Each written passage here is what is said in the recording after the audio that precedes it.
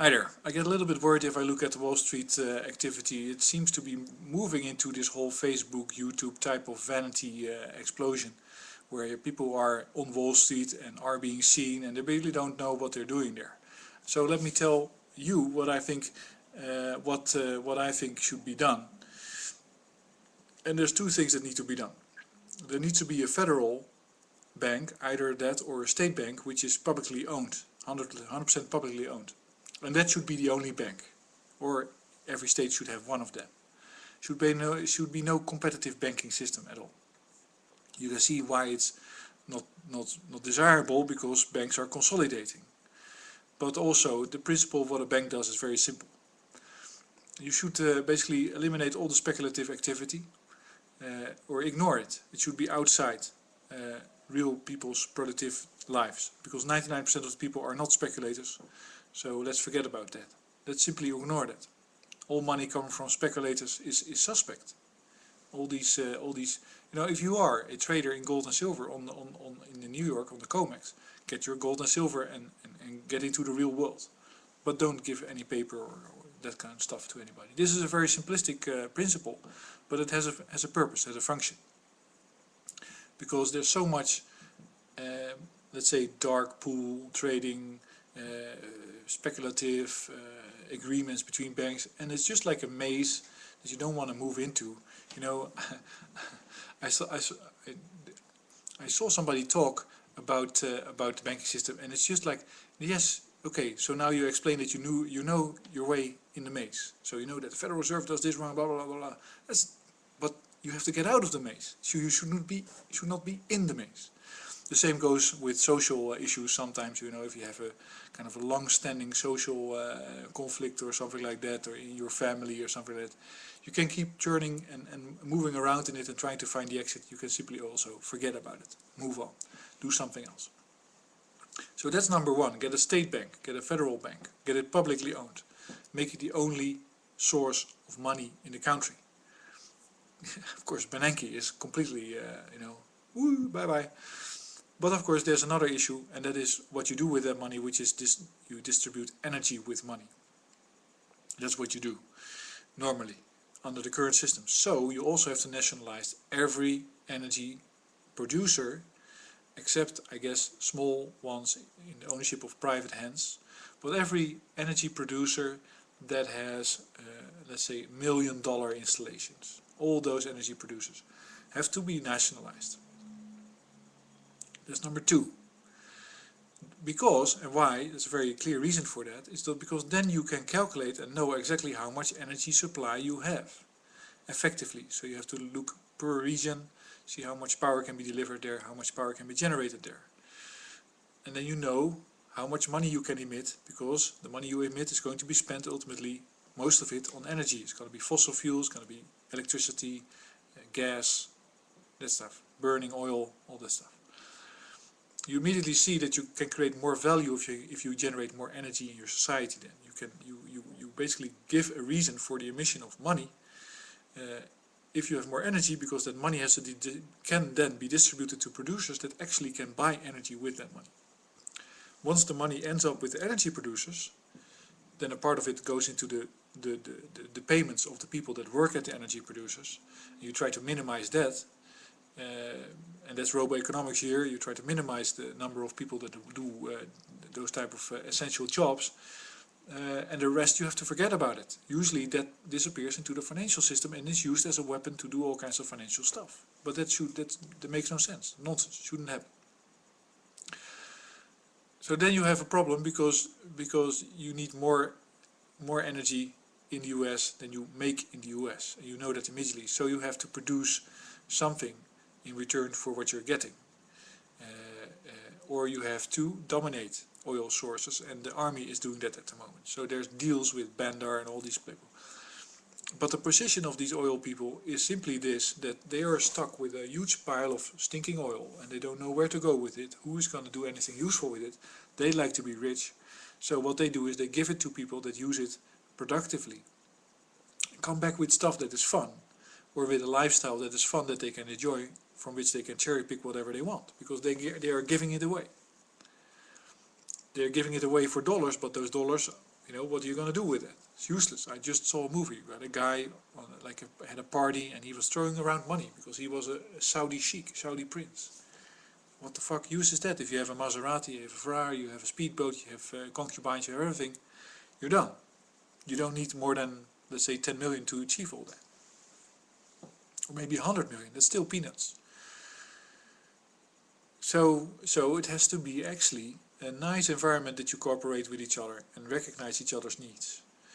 And that's just, you know, it's almost as if the whole, let's say, antagonistic and crisis type of environment against the Middle East is created in order to keep this channeling going, keep this conflict going, so that it doesn't fizzle out and balance itself out in a system where, let's say, the Middle East says, well, you know, we got all this oil, but we're going to make renewables, we have so much sunshine, we can do that easily if you, you know, we can do that ourselves, because of course we can buy any scientist we want, but for the meantime we'll just spend this oil and make you happy with it because you're asking for it, but actually, basically in long term we think you should stop with doing that because climate change always also threatens our lives, blah, blah, blah, blah. Whole conversation, like in-depth conversation, nothing to do with financials, has to do with concrete things on the ground. How are we going to live together? You know, for the duration that humanity is going to remain alive, because it's not going to be too long. But anyway. So once you know how much energy is produced in the US and you control that energy, you can then start supplying it targetedly to, first of all, taking care of everybody, which means food production. And then you have to phase out fertilized food production because that's too energy intensive, it's stupid to do. It just makes money for the people that channel that energy. And because they're private companies, they don't give a damn. They try to get rich like the Saudi princes. So you do that, and then you of course recognize that you need external energy. You make a deal with, you make friendly deals with these countries and say, well, okay, but we'll send workers over you to your country and we'll use patents to put in your deserts whatever you want, because you know I was working on it today, and using solar thermal energy you can out of sand you can make almost anything you want. You can make complete houses out of glass, which you make from sand, which you find in the desert right where you are. Why would you be building and hauling concrete and all that stuff if you can use buildings out of glass or sand or whatever you make? You can make glass fiber out of sand using the sun. So you have, you know, so if you're in the desert, and you can make silicone out of sunlight, carbon dioxide and sand. That's what you need, a little bit of water. And then you can make irrigation pipes of glass fiber and silicon, and you can irrigate using solar power, and you can make the buildings out of sand, which you kind of glue together with sunlight. All these things are perfectly possible, and they make sense if you say, well, okay, you got this desert, what you going to do with it? We know what you can do with your desert, and it's going to be fun. You have lots of food, you get lots of energy, you can do whatever you want, drive your speedboat, get women from around the world, and it will be very, like, of course, you know, just come back to the previous, let's say, antagonistic situation. It's not, you know, you cannot exploit women if there's not very poor women somewhere, in like a very economically desperate state or something like that. So, but that has to do with the nature of people, the desire to have that, and basically the unbalanced mind of a person that really wants to be a complete, let's say, dominator in a harem or something. It's almost like you should basically eliminate people that are of that nature, eliminate the aggressives, and you can find all those aggressives at the top of the private companies these days. They have to be, because they have to constantly guard their own situation. But so the point is that if you have your own country, you take care of the people, so basic food, you basically lower their dose of marketing exposure also. So you're not being hit around the head with iPod, iPad, all that crap, because you don't need it. It's only a distractionator or something like it. It's a machine to waste your time and to keep you focused on whatever they want you to focus on. Now, even I've been watching this iPhone 4S or something video. And what does the guy do in the video? He doesn't look at the camera, he doesn't look at you. he makes you go into trance, because he's looking away. You really don't have anything to focus your attention on, because he's not looking at you. You feel a little bit diminished in your personality, your identity, because there he's clearly ignoring you. The other guy is also clearly ignoring you. But they have something important to say, so apparently he's superior, he has something important to say. So let's phase out and let's take it in. And then you listen about the fact that there's a better camera. Well, you can buy digital cameras that are better than iPhones for 80 euros. So it's all crap. But those would be the two important steps. Get a hold of the banking system. Eliminate the speculators. Just ignore them. Ignore their possessions. It's not interesting at all.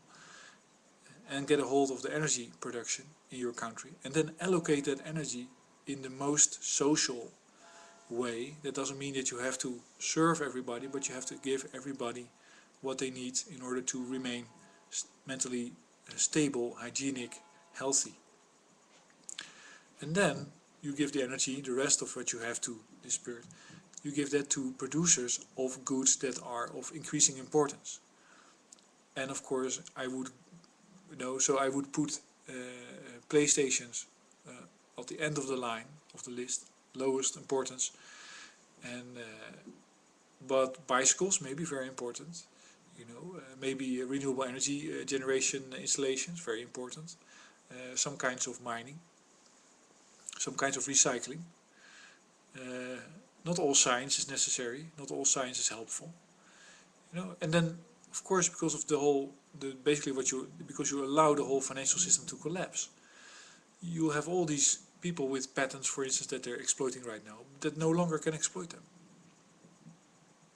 To give this funny thing that I saw is that there was a court case against somebody that illegally downloaded music, and the court ruling was maintained against let's say a challenge to a higher court, that there was no illegal stuff going on, because there was one person for which a song was intended, which is allowed if you have a song, to let somebody else listen to it.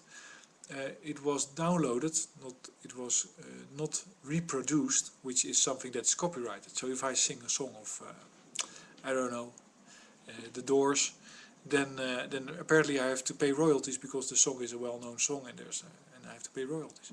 So the guy is downloading, he's not reproducing, and he's not using it in public, which should be something with royalties on it. He already bought the song, and he's allowed to listen to it, and he's allowed to share that song. Because of course if I have a song in my home and people come over, then they'll listen to it too. That's allowed. And so it was rejected. But what does this say about the iPhone music store?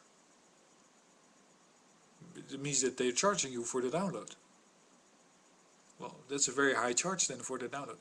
But side issue, I think that the digital music business is coming to a slow end, because there are so many people with whole databases of enormous amounts of music these days, and they're being dispersed, and they still carry royalties, but there's just waiting. And I saw one example of a company that was dumping 200 songs for a very small fee from that big library of all songs since the beginning of musical recording. And if other people follow, then before long, basically the copyright cartel will be demolished by, even within its own rules, because it only means that you have to, let's say, if you have all copyrighted books, but they're everywhere. Let's say you have a digital library owned by Google, and it's all copyrighted material, but you can download it for $1. Then what does copyright mean?